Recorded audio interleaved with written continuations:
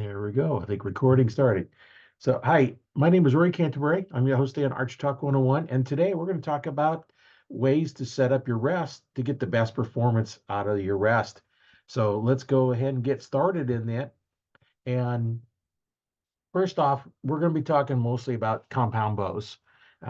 There's not as much to set up on a recurve and traditional bows.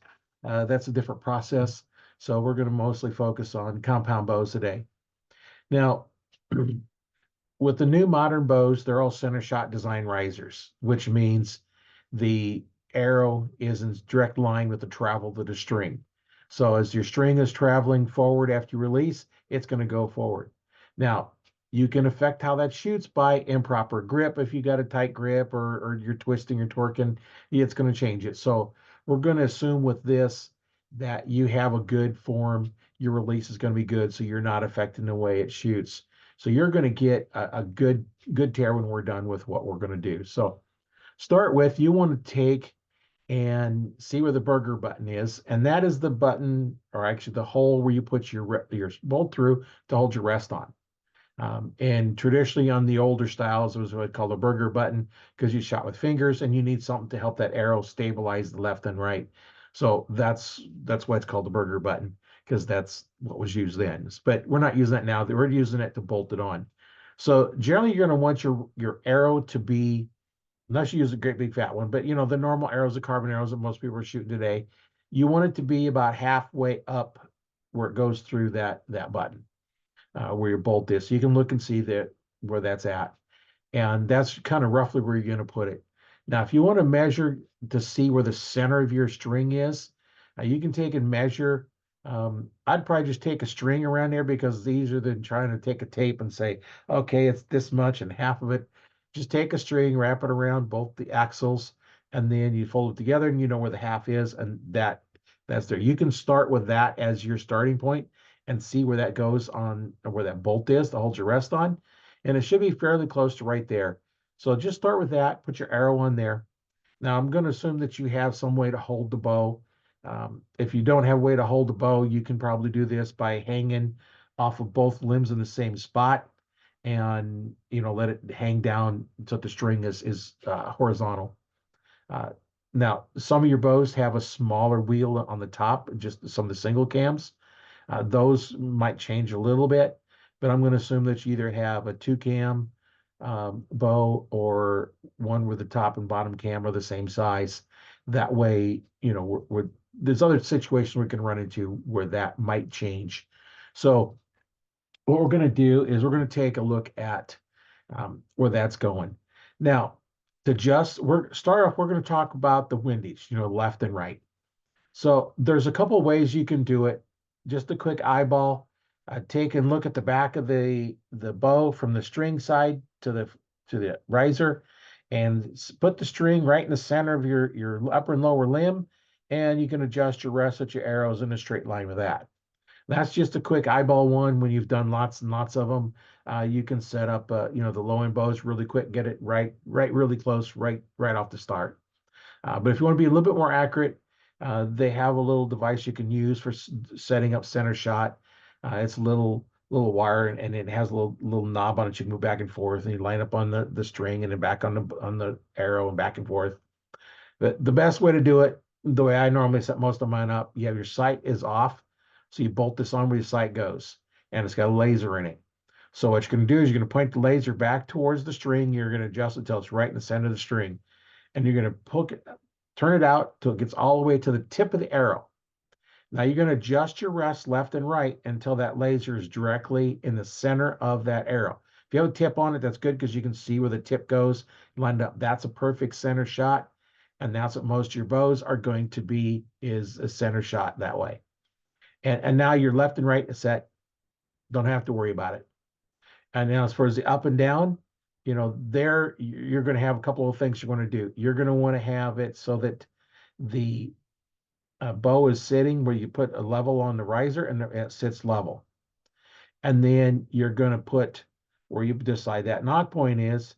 You're going to that's where you're going to put your loop around the nock, and then you're going to adjust that up and down. So you remember we found that center point earlier. put your nock in there, tie your loop above and below it.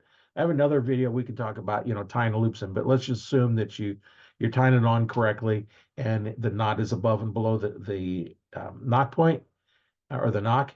So now you got it tight. That's on tight. Now you're going to adjust your rest until that is going to be level. That arrow is going to be level. So now you're going to have a level on the string to make sure it's level in both directions. Your riser is level. So that's all set. So now then when you put your level at the tip of the arrow, you're going to adjust that rest until that is level.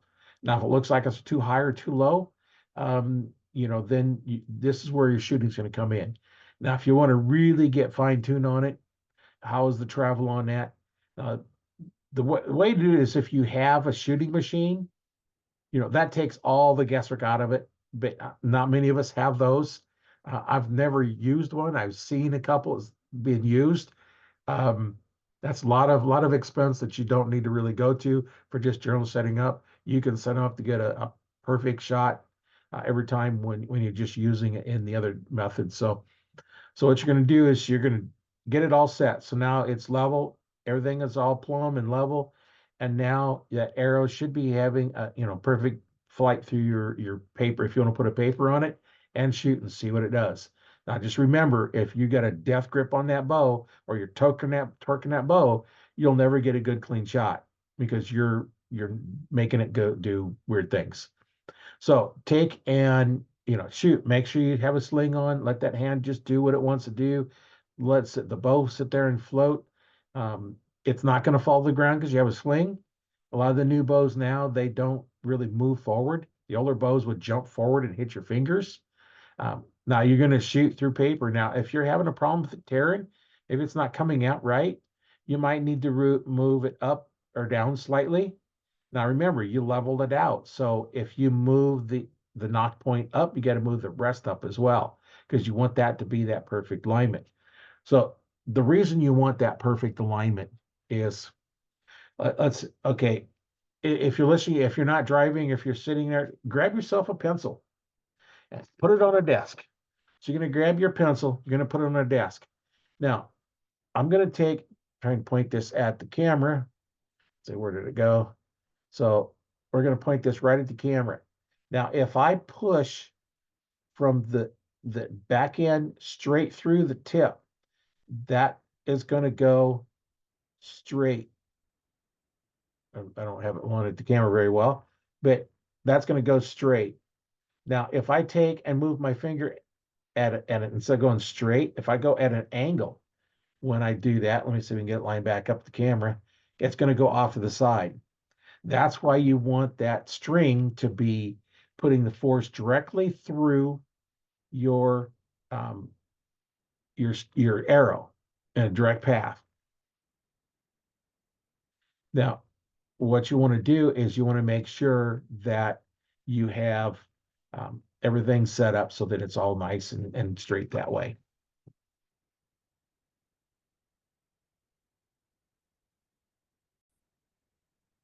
Okay, now the next thing we want to do is now that we have that set up, let's assume that your rest is all set up good. Now the next thing easiest way we want to do is not my video started playing in the background. So now that you have the rest set up, the next thing would be to get your sight set up. Now, the easiest way to do that is bolt your sight on. Now, you want to look down from the back of the string at the nock point clear to the tip. Now, that string should cover that tips, that whole arrow the whole way.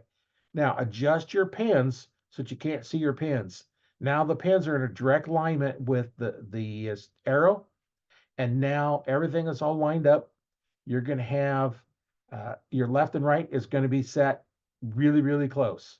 You may have slightly a little off of here there, but that's going to be really close.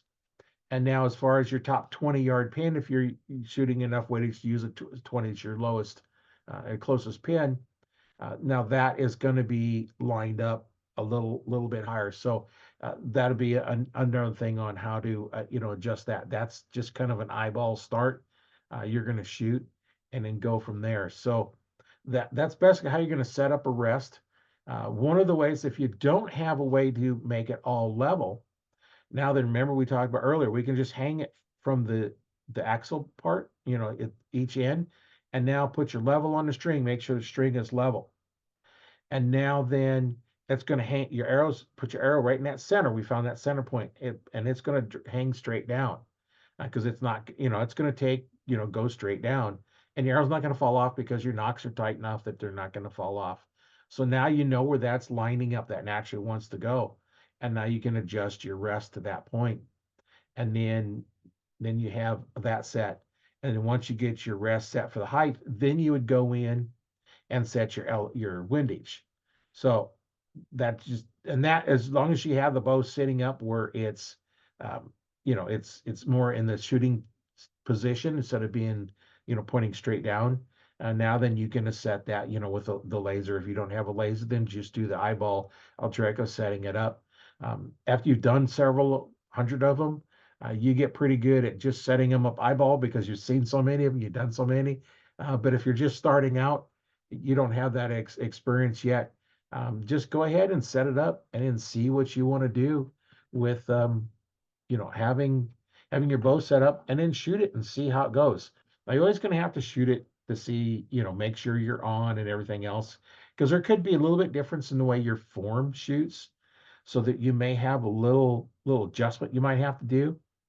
But setting up your rest with the lasers and the levels, you're generally not going to have to make any adjustments to that at all. That's going to be set pretty much set dead on. The only thing would be if your bow likes to be a little bit above or below the center, between the two, the upper and lower cam.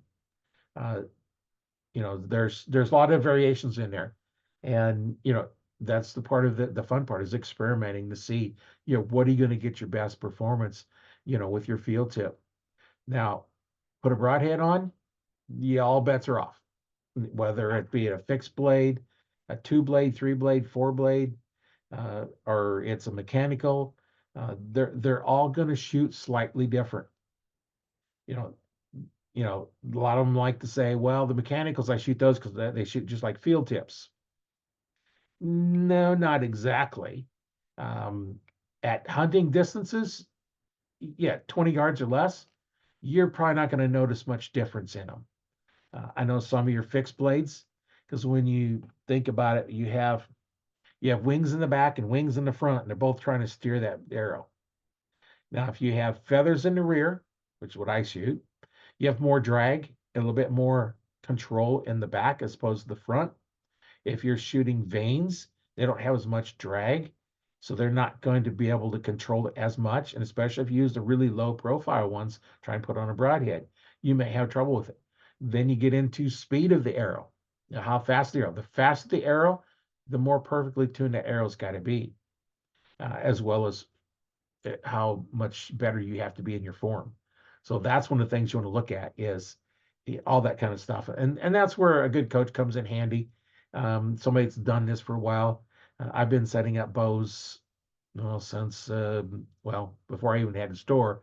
So I've been setting up bows and working on bows since the mid 90s, and I've been an archery instructor since 95. So if you have any questions, let me know. We'd be glad to help. Especially those of you in the Archery Talk 101 Facebook group. We're there to help you. If you have a question or problem, let us know. We're glad to help. So this was kind of something I wanted to bring out, how to set that rest up. A lot of new archers, not sure how to set it up.